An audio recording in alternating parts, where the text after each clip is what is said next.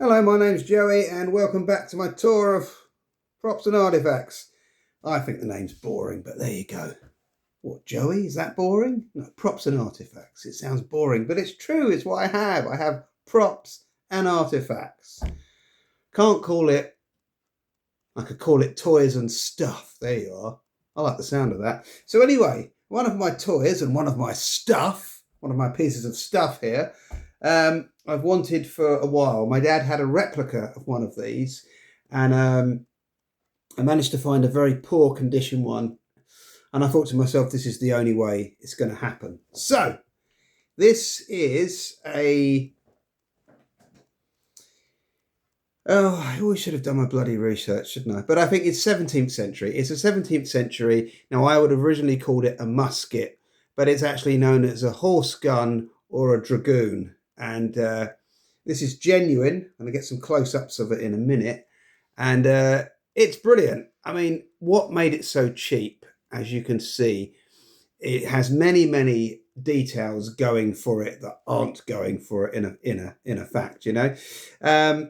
So basically, one thing, all of the details, all of the brass and all of the steel, the wood has retreated away from that, causing massive gaps. So all of the detailing is very loose. If you pulled the hammer back, which you actually could, this entire section here would fly out. I don't know if you can see it there. No, that's why I've had to add the wax string on it to hold it all together. I can see in the past that it has been reworked. It has, the wood's been split, the handle's been split off. There was a lot of glue on the inside of this. I think it's actually been hot glued in its past. The ramrod has disappeared and it's very, very pitted. So all of these details are what completely devalue it. So, you know, a good horse gun or a dragoon can start from about, you know, £1,000, £800 I'm seeing, whereas this was only 150, because it is what it is. A serious collector is not really going to look at this, and I'm not a serious collector of dragoons or horse pistols, but I just wanted one because my dad had a very, very good replica, so I wanted a real one. And I've been after one for many years, and yeah, this was in my price range. So without further ado, I shall take some close-ups of it.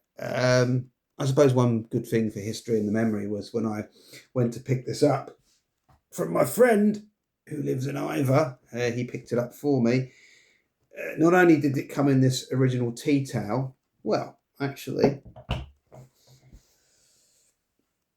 there's a bit missing. So it wasn't really a 100% tea towel, but not only was it in this tea towel, but I didn't have a bag. So I had it wrapped up and it was under my arm on the way home. And it felt so good to be traveling home with a piece of history, you know? And for something that very likely has not been fired in the last 100 or 200 years. Let's do that again. It still smells of gunpowder, you know? Oh, and some other things that devalue it. This is not the original screw, but what they've done is they've done a good job. They've kind of aged it up a bit or aged it down, and they've glued a screw head on top of the original screw. That's the original screw there, and that isn't the original screw. So many, many details are what devalue this, but at the same time, it is valuable because it's a piece of history, and I love it. It's very, very cool. It looks like, I have a suspicion, apparently it's an army pistol. Dragoon, not pistol. Horse gun, horse pistol. It is a pistol. It's not a musket. Yeah, apparently it's an army gun.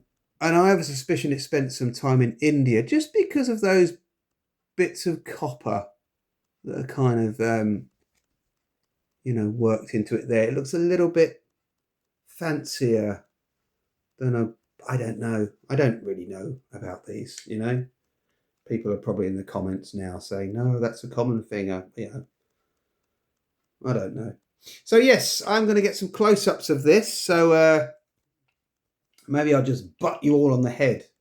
As millions of you know, this is what the other end was for. When you run out. So I'm just going to butt you on the head and get some other shots. So funny enough, these two stampings here, I thought would be very, very easy to find out what they were, but I couldn't find anything that remotely came close to it. Another bit of detailing there. But yeah, I couldn't find anything that came remotely close to those two stampings there, which looks like almost like a Maltese cross. Yes, a hell of a lot of pitting going on, as you can see. Oh, it's fighting back. The wood is in very, very bad condition as well. As you can see, most of the details have retreated away from the wood. I love the fact that the previous owner actually put a little bit of flint in there, wrapped in what looks like Hessian. That's a nice little detail. Yeah, all these little bits of brass kind of make me feel like it spent a time in India. And something I noticed on closer inspection, you can see here, see all these scratches. It's where the flint has come down over the years and scratched the surface of the metal. So yeah, there's all the scratches for when the hammer would have hammered down the flint. And right in there, that's really cool. That's the hole where where basically the gunpowder would have ignited from the flint striking down. That area smells of gunpowder as well.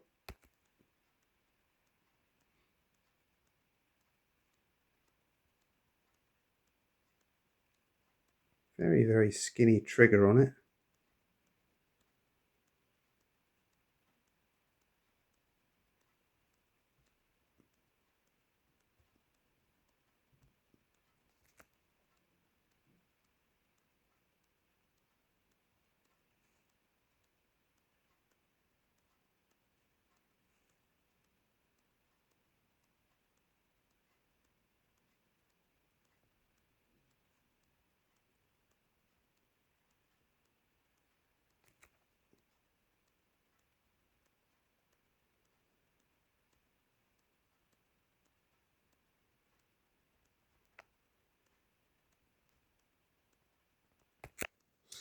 So yes, I know the wax string on here probably looks very ugly, but I really had no choice because I could have glued this area back in. I could have car filleted it. I could have fiberglassed it. Yes, it sounds like a crime, doesn't it, for a piece of history, but I could see that this at one stage has been smashed to bits and someone's just restored it, you know. But there were too many internal workings in here for me to actually secure this to the wood. Me personally, with my skill level, you know, more or less being a prop maker in a sense, more as a hobby, never professional. Well, I say never professionally. I've made props for people's films. I've made props for films. Nothing amazing. Well, nothing memorable, but you know. So yeah, there was too much internal workings for me to actually really glue that area. So I had put the wax string on it. So I thought of anything that could possibly make it look a bit more period. So yeah, there we go. There's my Dragoon. There's my horse pistol. Yeah, fantastic. I've consigned it to the History Channel. The History Channels, the History Books, the History Channel here. Anyway, look after yourselves. See you soon and take care. Shall I whack you over the head again? Just to, you know, maybe? Why not?